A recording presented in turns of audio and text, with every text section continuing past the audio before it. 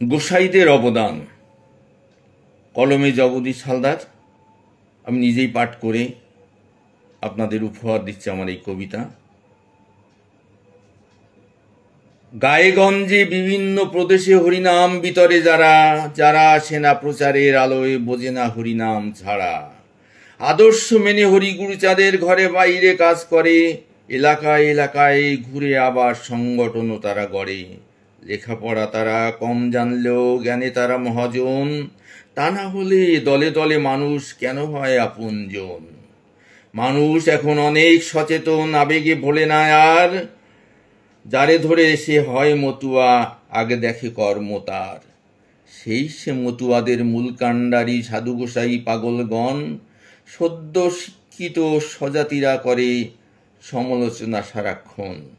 মতুয়া ধর্মের উষালগ্ন থেকে অদ্যাবধির অবদান, যার ফল ভোগ করে শিক্ষিত সমাজ অথচ দেয় না মান।